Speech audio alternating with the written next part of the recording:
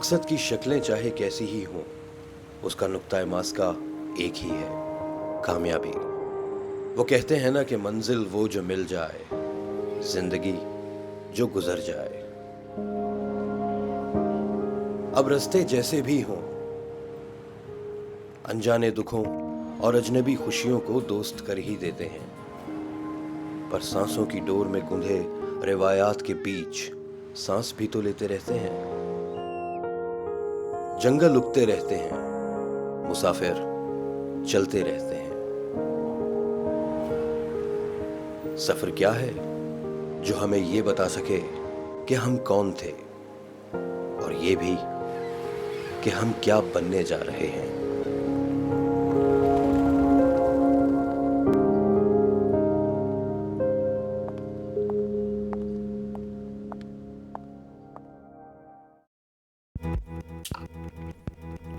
امریکہ وقت کی رفتار سے کہیں تیز، طویل ترین شاہراہوں، سمندروں، دریاؤں، اونچی اونچی عمارتوں اور چھوٹے بڑے شہروں میں سانس لیتی بے شمار تہذیبوں اور ان گنت چہروں کا مسکن پر تہذیبیں اثر انداز ہوا کرتی ہیں یا تہذیبوں پر مسکن؟ مجھے یہ جاننا ہے کہ ہزاروں میلوں کا سفر طے کرنے کے بعد کیا ہماری تہذیب میں اتنا دم ہے کہ وہ اپنی پہچان برقرار رکھ سکے؟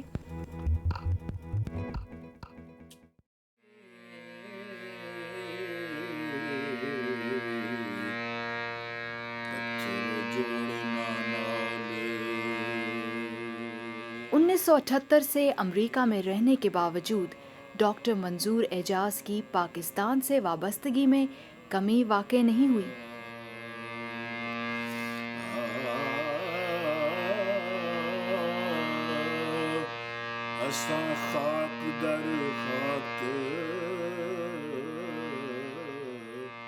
ذہنی طور پہ ہمیشہ پاکستان میں رہے، بلکہ میں آپ کو بتاؤں کہ مجھے آج تک کبھی جو خواب آتے ہیں وہ کبھی امریکہ کے نہیں آتے۔ خوابوں میں ہمیشہ پاکستان میں چلا جاتا ہوں۔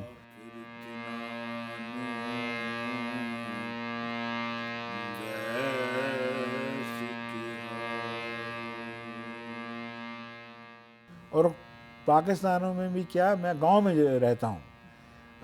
ایک دفعہ مجھے بخار بہت تیز ہو گیا اور اس میں بڑبڑا رہا تھا، تو میری بیوی نے مجھ سے کہا کہ تم پتہ کیا کہہ رہے تھے؟ تم یہ کہہ رہے تھے کہ یہاں جو ہے نا وہ تم اسٹرابیریز اگاؤ اور بھینسوں کو ڈالو۔ اچھا، گاؤں کی بھینسیں آ رہی تھی آپ کے؟ گاؤں کی بھینسیں یاد آ رہی تھی۔ 36 سال یہاں رہنے کے باوجود خواب میں بھی پاکستان۔ جڑیں اگر مضبوط ہوں تو جگہ سے ہلانا واقعی مشکل ہے۔ فیملی ہمارے پاکستانی کلچر کا ایک اہم جزو ہے، اور امریکہ میں بھی مجھے اس کے مختلف رنگ نظر آئے۔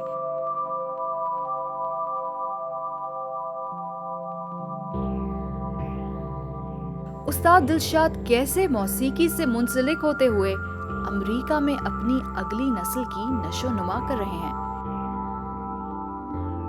میرے گھر میں میں، میری بیوی اور میرے بچے بھی نماز پڑھتے ہیں، تو وہ میری سب سے جو چھوٹی گرینڈ ڈاٹر ہے اس کے لیے بھی مسلح ہے۔ وہ بھی اگر کہتے ہیں نانا کو بلاؤ، کہتے ہیں نانا نماز پڑھ رہے ہیں، نانا اللہ اللہ۔ اور اس کے بعد وہ بھی مسلح لے کے، میرے سارے گرینڈ چلڈرن خاص طور پہ لڑکیاں، اور ایک حجاب سا دوپٹہ پہن کے خود ہی، اور وہ سنگو ہوتے ہیں اللہ کے حضور میں۔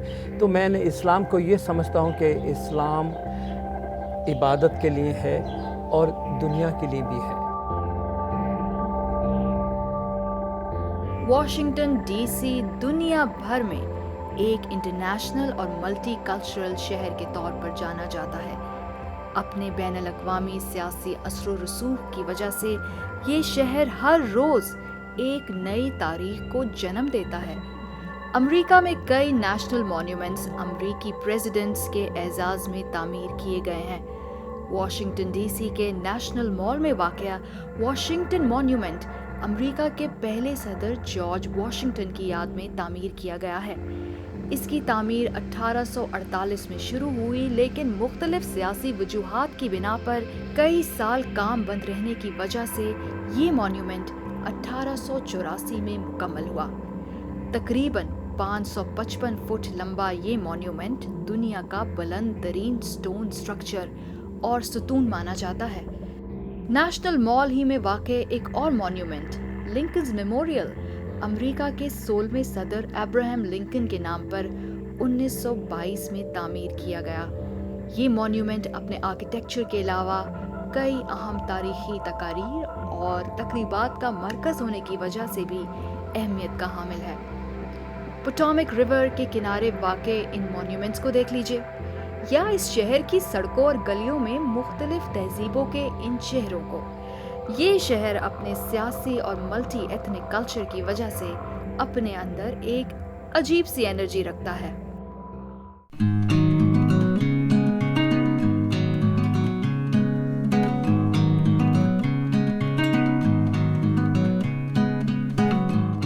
ایک سنگل پیرنٹ اور ورکنگ وومن ہونے کے باوجود تہمینہ کو اس شہر میں تنہائی کا احساس نہیں ہوتا۔ بڑا مزہ آتا ہے کیونکہ یہاں پہ ہمارے بہت پاکستانی فنکشنز ہوتے ہیں۔ جشن آزادی کا یہاں پہ مونیومنٹ کے اوپر اتنا بڑا فنکشن ہوتا ہے، پاکستانی سنگرز آتے ہیں۔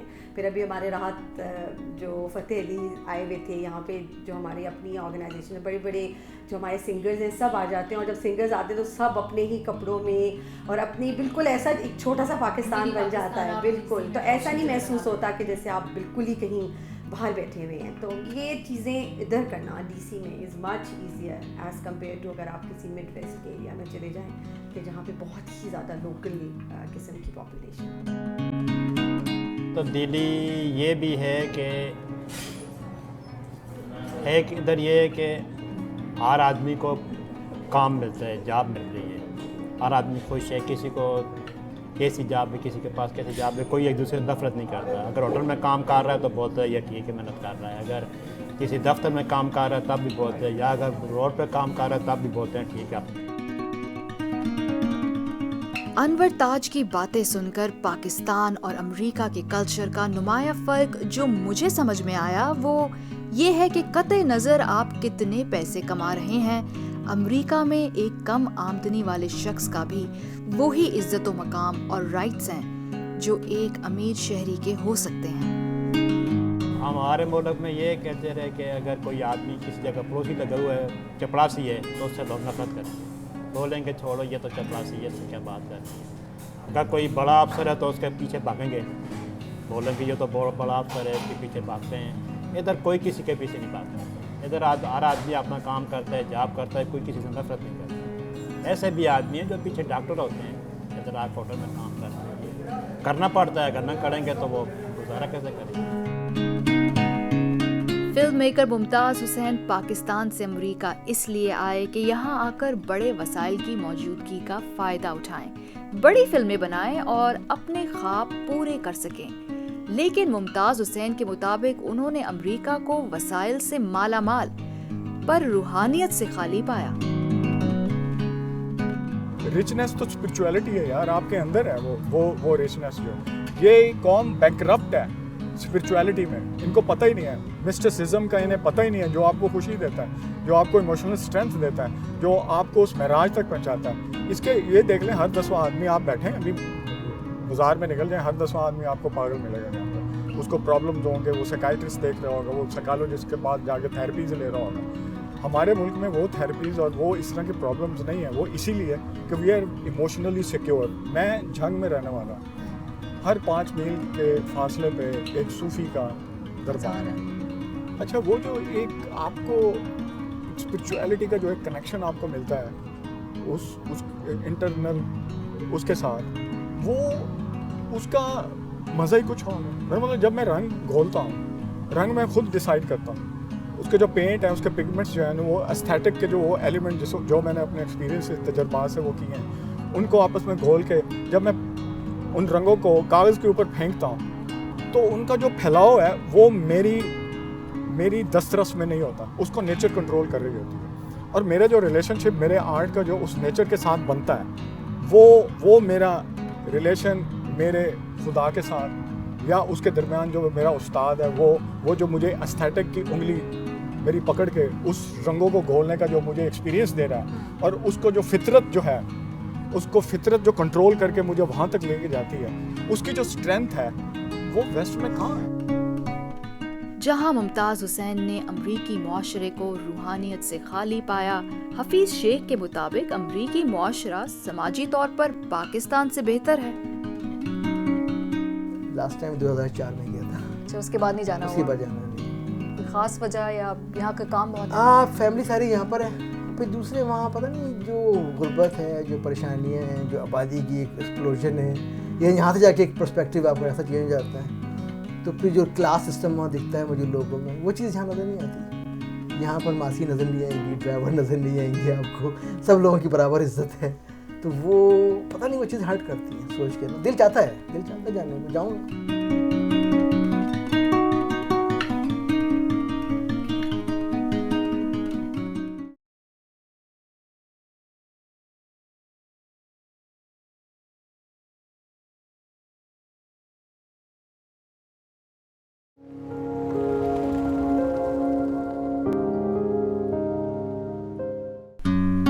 بازا روحی جو ایک ٹیکس پریکٹیشنر ہونے کے ساتھ ساتھ خواتین کی فلاح و بہبود کے لیے ایک NGO بھی چلا رہی ہیں، ان کے خیال میں پاکستان سے آنے والی نوبہتہ خواتین کو کئی کلچرل شاکس کا سامنا کرنا پڑتا ہے۔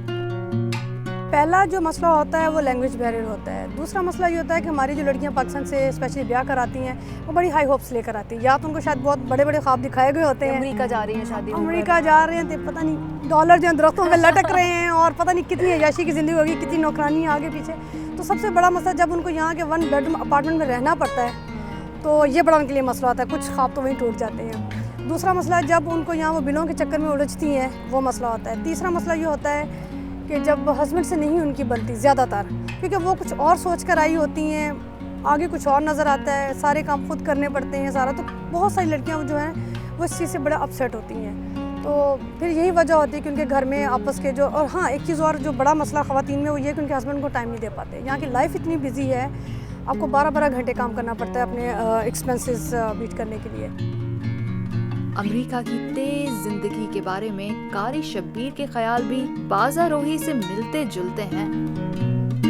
کوئی بھی آئے گا نا وہ ڈبل پارک میں آئے گا، جلدی جلدی دے دو جی، تو یعنی لوگ بس جلدی میں ہیں، پتہ نہیں کیوں۔ پر یہ سکون تو پھر پاکستان میں ہے نا کہ وہاں سب آرام سے، پاکستان میں جو ہے نا ادھر لوگ، میں تو یہ بھی کہتا ہوں کہ اگر جتنا لوگ ادھر کام کرتے ہیں نا، اگر پاکستان بھی کر رہے ہیں نا تو ادھر بھی خوشی ہوتی ہے، خوش ہو سکتے ہیں، لیکن وہ تو آج کل جو حالات ہیں وہ ذرا تھوڑے غلط ہو گئے ہیں، باقی انشاءاللہ ٹھیک ہوں گے، یہ ہمیں امید ہے کہ پاکستان جو ہے نا، پاکستان میں بہت کچھ ہے اور انشاءاللہ تعالیٰ پاکستان کم بیک ہوگا، یہ جتنے چکر ہیں سارے ختم ہو جائیں۔ تو پھر کوئی ایسا سین ہوگا کہ چلو اب پاکستان چلو؟ کیا پتہ ہے جی، اللہ تعالیٰ بہتر جانتا ہے، سوچنا اچھا چاہیے، باقی جو اللہ کو منظور ہے۔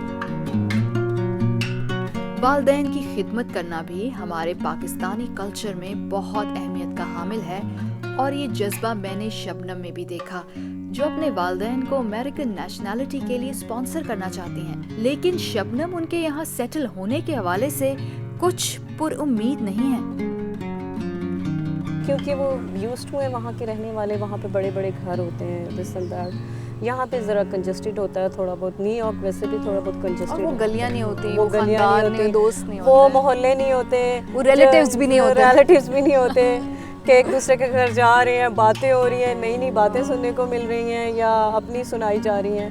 تو امی ابو تو لائک 3-4 ماہ سے زیادہ نہیں یہاں رہیں گے، بس وہ آتے جاتے رہیں گے۔ میرا یہی ارادہ ہے کہ بس وہ بوڑھے ہیں، ان کا بیمار رہتے ہیں، تو میں یہی سوچ رہی ہوں ان کو بلاؤں، ان کا اچھا سا علاج کرواؤں۔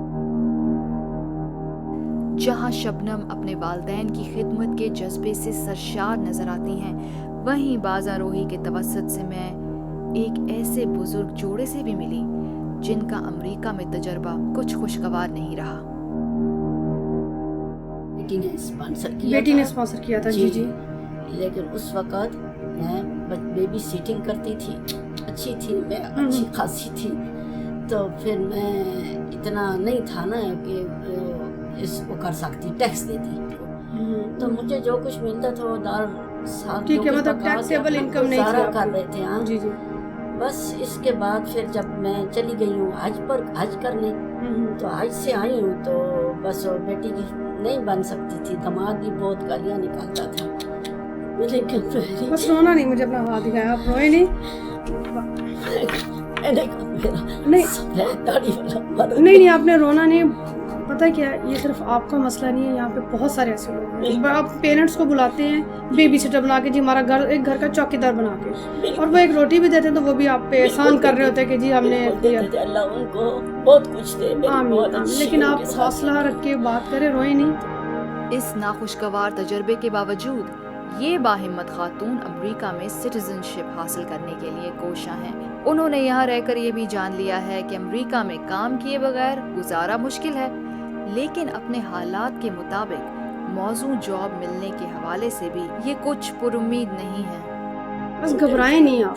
जॉब का भी ये है कि अगर आपको बेबी सिटिंग की जॉब या क्या कर सकती हैं आप काम, ताकि वैसी जॉब भी कुछ बेबी सिटिंग तो कहते हैं जिस इलाके में हम रहते हैं कहते हैं सब काम खुद काम करते हैं। हाँ, वहाँ पे तो कोई नहीं है, कहते हैं कोई नहीं है। तो फिर मैं अगर बेबी सिटिंग मैं सोच रही करूँ तो ये अकेला क्या करेगा, अकेला किस इनको तो आप नहीं छोड़ सकती। नहीं ना, इसके साथ रहना चाहती हूँ ना, कि तब के मैं इसको बोलती हूँ कि भाई अपने टाइम पे नमाज पढ़, मैं लगी रहती हूँ ना, नमाज पूरी पढ़, ये कर वो कर, मैं पीछे बैठी रहती हूँ, मुझे इनका फिक्र होता है। ऑफ कोर्स जिंदगी का साथी हैं आप। बिल्कुल बेटा, मैं नहीं छोड़ सकती। इस हम सारे आपके अपने हैं, आप उनकी भी माँ हैं, आप हमारी भी माँ। देखे ना, आप दूसरे पाकिस्तानी लोग आपकी मदद कर रहे हैं, आपको प्यार करते हैं। आंटी जी तो फिर कहते हैं, मैंने कहा बेटा तुम तो मेरी बेटी की सिर्फ, तो बस ठीक है, बेटी को भी अल्लाह समझ दे देगा, कल आ जाएगी, आप परेशान हो। वो नहीं ना, ठीक है चलो कोई बात नहीं, वाले से नहीं, बेचारी कुछ नहीं कर सकती, उसका कुछ बेटी मजबूर है, अपने खामोद और ससुराल वाले के हाथ नहीं रख सकती आप, कोई बात नहीं कर सकती। इन खातून से मिलकर मुझे एहसास हुआ कि पाकिस्तान से हजारों मील दूर अमेरिका जैसे आज़ाद मुआशरे में भी कुछ लोग ससुराल के हाथों मजबूर होने के कल्चर से अभी तक आज़ाद नहीं हो सके।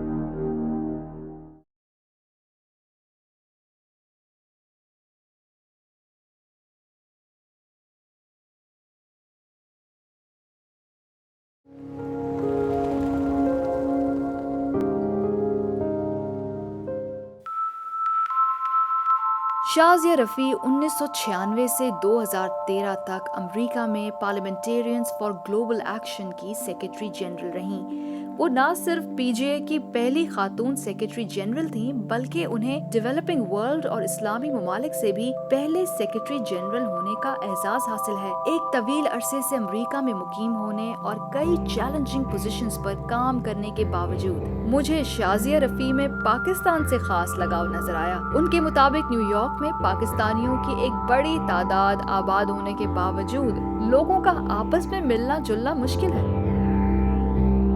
द थिंग इज़ कि यहाँ पे चाहे न्यूयॉर्क में थोड़ी सी कंसंट्रेशन है, मेरी बहन की फैमिली भी इधर रहती है, मेरे एक नेफ्यू के भी 2 बच्चे हैं, वो भी इधर ही करीब रहते हैं, ब्रुकलिन में रहते हैं, वेस्ट साइड पे रहते हैं, कनेटिकट में रहते हैं, लेकिन फिर भी यहाँ पे लाइफ ऐसी है कि इंसान को स्केड्यूल करके प्लान करके मिलना पड़ता है।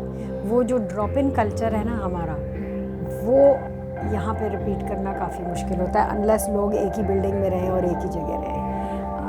और मेरे ख्याल में दैट इज़ द थिंग जो कि काफ़ी मुश्किल है। I mean, कुछ तो ऐसे हैं इमिग्रेंट एरियाज़ जहाँ पे लोग इकट्ठे इसीलिए रहते हैं। कल्चरल डिफरेंसेस के हवाले से एक सवाल मेरे जहन में ये भी है कि क्या पाकिस्तानी अमेरिका में भी हमारे त्योहार वैसे ही जोश व खरोश से मनाते हैं, और क्या वो दूसरे मज़ाहिब के त्योहारों में भी हिस्सा लेते हैं? पाकिस्तान में जरा ईद आपको पता है और टाइप की होती है, इधर ईद यही है, नमाज़ पढ़ी, उसके बाद वो खाना शाना खाया, तो आदमी हर बंदा जॉब पे चला गया, तो बच्चों को कहीं बाहर ले गए। बस पाकिस्तान में तो आपकी अलग ही माहौल है। ईद, बड़ी ईद, छोटी ईद, तो वो चूड़ियाँ पहनना, मेहंदी लगाना, ایک ہمارے کلچر کی ایک عیدی نشانی ہے۔ سب سے دادا سے عیدی، عیدی ہاں لینا۔ جی، عیدی لینا دادا سے، اور اس کے علاوہ امریکن کلچر میں فادرز ڈے، مدرس ڈے، یہ سارا کچھ بچوں کو گفٹ لینا دینا ایک ہماری سنت بھی ہے۔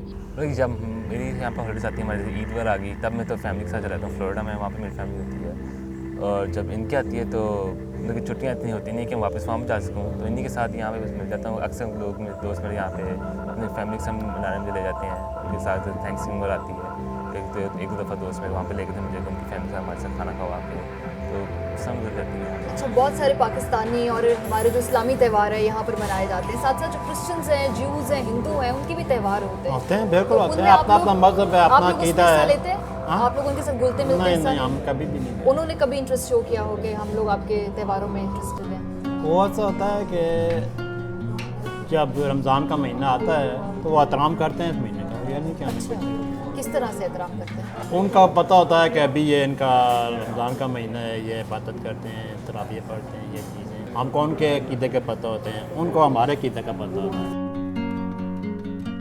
اگر آپ نے امریکہ اور خصوصاً نیو یارک کا کلچر دیکھنا ہے تو آپ کو ٹائم سکوائر آنا پڑے گا، جو cross roads of the world کے نام سے بھی جانا جاتا ہے۔ ایک اندازے کے مطابق ہر سال تقریباً 39 ملین لوگ ٹائم سکوائر کو وزٹ کرتے ہیں، اور یہ دنیا کی موسٹ وزٹڈ ٹورسٹ اٹریکشن میں شمار ہوتا ہے۔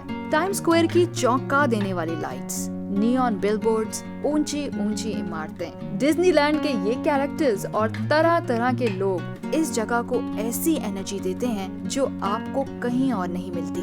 ٹائم سکوائر کے کلچر کا ایک اہم حصہ یہ اسٹریٹ آرٹسٹس بھی ہیں۔ ٹورسٹس کچھ ڈالروں کے عوض ان اسٹریٹ آرٹسٹ سے اپنی پورٹریٹس اور کیریکیچرز بنوا کر یادگار کے طور پر اپنے ساتھ ضرور لے جاتے ہیں۔ زبان سے اجنبیت کسی نئے معاشرے میں ڈھلنے کی راہ میں ایک بڑی رکاوٹ ہو سکتی ہے، اور اکثر بیرون ملک مقیم ہونے کے بعد لوگ نئی زبان سیکھنے کے عمل میں اپنی مادری زبان سے دور ہو جاتے ہیں۔ رابعہ چودھری رہن سہن اور بات چیت میں تو پاکستانی کلچر سے کافی قریب دکھائی دیتی ہیں، لیکن اپنی چھوٹی بیٹی کے رجحانات کے بارے میں وہ کچھ ڈاؤٹ فل ہے۔ اسے سمجھ بھی آتی ہے اردو، لیکن وہ جواب نہیں دیتی اردو میں کبھی بھی۔ لائک آپ جو مرضی کریں نہیں جواب دے گی تو سمجھ نہیں آئے گی اس کی بات۔ ویسے بھی وہ پاکستان کبھی گئی نہیں ہے۔ پھر ہم فیملی میں بھی آنیسٹلی ہم سارا دن انگلش میں بات کرتے ہیں، اسکول میں بھی انگلش ہوتا ہے، تو اس لیے وہ کلچر اس کا ہاں یہ ہے کہ پراٹھے بھی اسے پسند ہے، پلاؤ بھی اسے دیسی کھانے پسند ہے، لیکن اس میں دیسی پن نہیں ہے، اور ہے بھی بہت انڈیپینڈنٹ وہ۔ میری بڑی ایسی ہے کہ ہر بات میں پوچھ کے کرتی ہے اور ہاں ماما کرتی ہے، میری چھوٹی ہے سب سے پہلے نہ کہتی ہے۔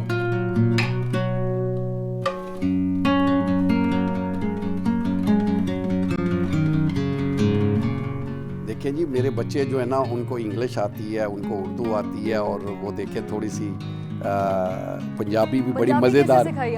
پنجابی دیکھیں، آئی ایم فرام پنجاب، تو جب ہم پنجابی بولتے ہیں تو وہ جب پاکستان جاتے ہیں تو وہاں پر تو دیکھیں نا کہ بھی پنجاب کے اندر شہر گجرانوالا کے اندر جب میں پیدا ہوا اور وہاں پر جاتے ہیں تو وہاں تو پنجابی بولی جاتی ہے میجارٹی ہے، تو وہ پک کر لیتے ہیں اپنے کزن سے کہ بھی وہ ورڈ وہ آ کے جیسے ہوتا ہے نا کہ بھی ایک پٹھان اردو بولنے کی کوشش کرتا ہے جہاں کہ بھی امریکن اردو بولتا ہے، تو وہ بڑا فنی بڑا مزیدار، تو پھر ہم بیٹھ کے اس کا جو ہے نا ان کا مذاق بھی ہوتا ہے تھوڑا بہت، بڑا مزیدار، وہ خوش بھی ہوتے ہیں، وہ جان کے بھی بولتے ہیں کسی وقت جو ہے نا، تو وہ بھی انجوائے کرتے ہیں۔ They are very happy, they know Urdu and they know some Punjabi and but they are American born.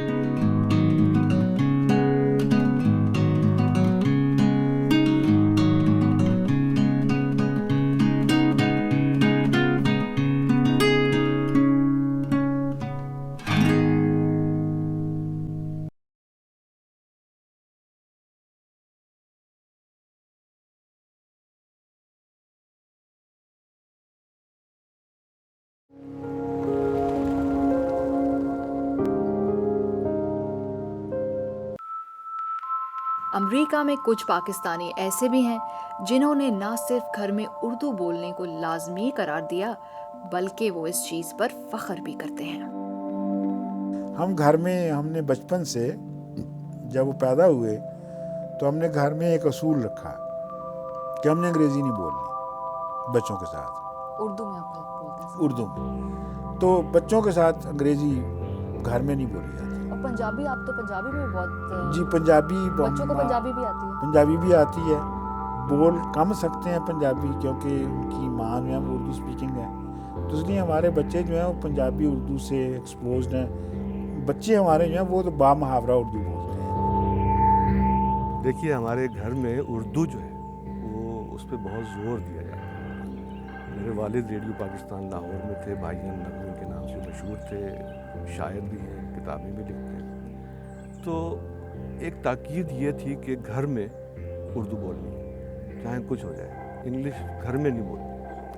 तो उसका ये असर हुआ कि हम सब लोग और जो मेरे बच्चे हैं वो सब उर्दू में बातचीत करते हैं। नूर नगमी का अपने पाकिस्तानी कल्चर से लगाव तो उनके अमेरिका में लाहौर बसाने के ख्वाब से भी होता है, लेकिन दिलचस्प बात ये है कि अपने कल्चर और खासकर उर्दू ज़बान से करीब होने के बावजूद वो हॉलीवुड जैसी इंडस्ट्री में भी कामयाब हैं और इसके साथ साथ वर्जीनिया में अमेरिकी लाहौरी कम्युनिटी में भी उनके कई दोस्त हैं।